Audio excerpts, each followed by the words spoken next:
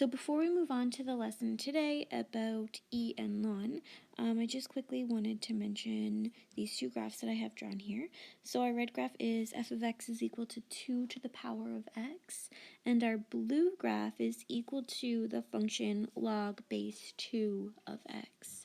So just so you know what's going on, an inverse function, so these two graphs are inverse of each other.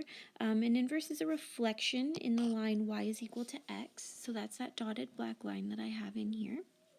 And one last thing before we move on to our actual lesson for the today, what you can see is that this red exponential function is base 2, so 2 to the power of x, and our log is a log base 2.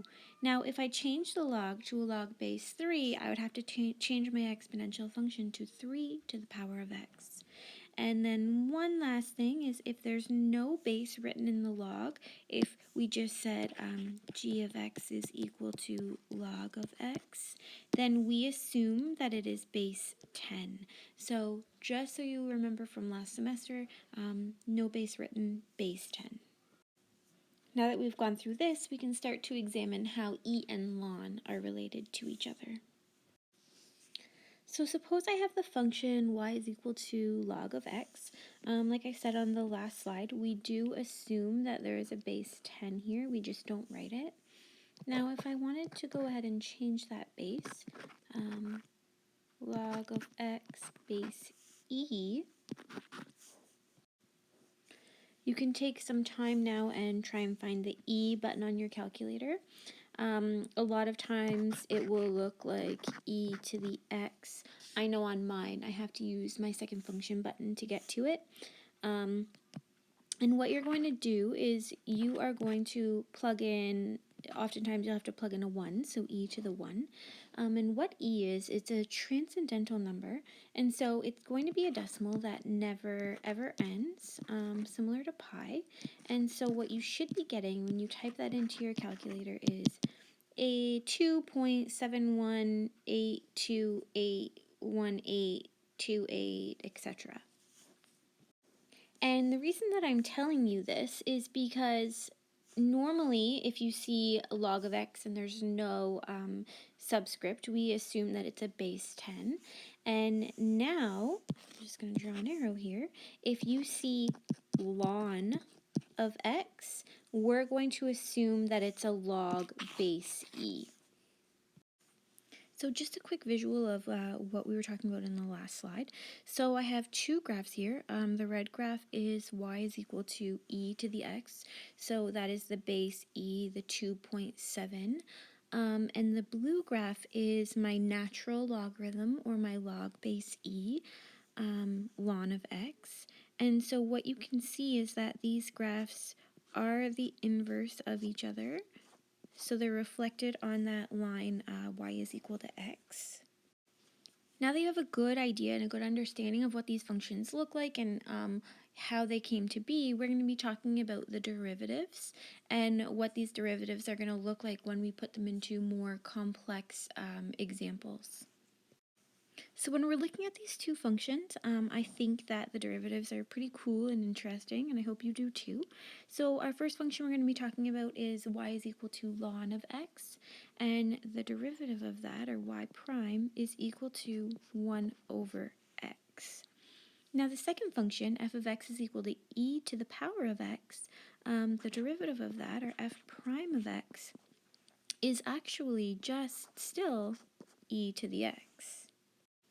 So now, of course, these examples that we're going to do next are not going to be as easy as this, but thinking about these basic derivatives that we've just talked about here, we can now incorporate them to the other rules that we've learned. So our product rule, quotient, chain rule, our trig derivatives, all of those things are now going to be used together to do some pretty awesome examples.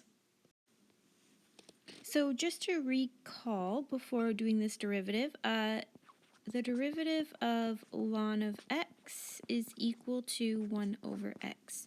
So when I'm taking a look at the derivative of ln of 2x, I'm going to be getting 1 over 2x, but I still need to multiply by the derivative of this function right here. So this is going to be multiplied by 2, And then I can go ahead and I can simplify this a little bit more. I've got a 2 and a 2, and so the derivative of ln of 2x is just 1 over x.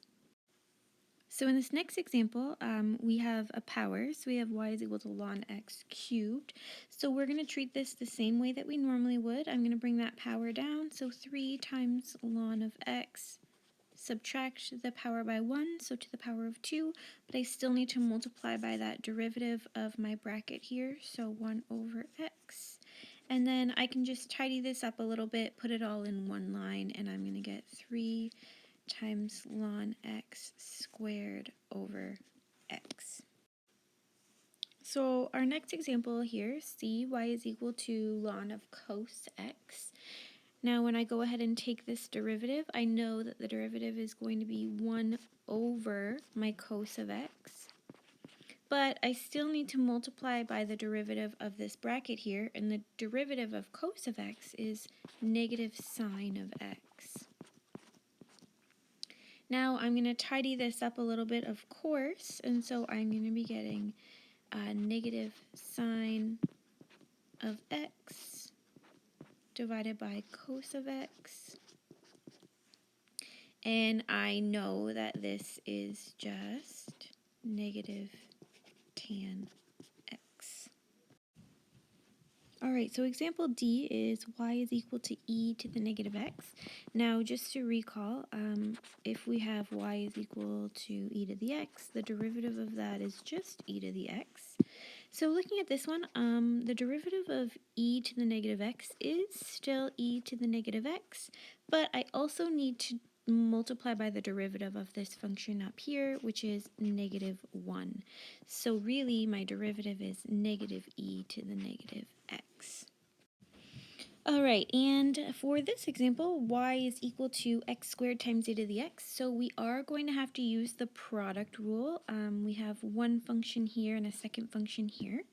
So my derivative is going to be the derivative of that first function, so 2x times the original second function, plus the derivative of that second function, which is still just e to the x, times that original first function. Now I can go ahead and simplify or factor this a little bit. So I'm going to be taking out an x and an e to the x. So what I'm going to have left with is 2 plus x.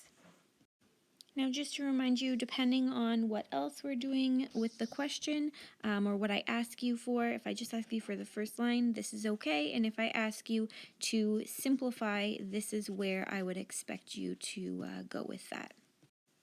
Alright, and last example here, y is equal to e to the sine x. So the derivative of e to the sine x is just e to the sine x, but I need to multiply by the derivative of that exponent here, and the derivative of sine x is cos x.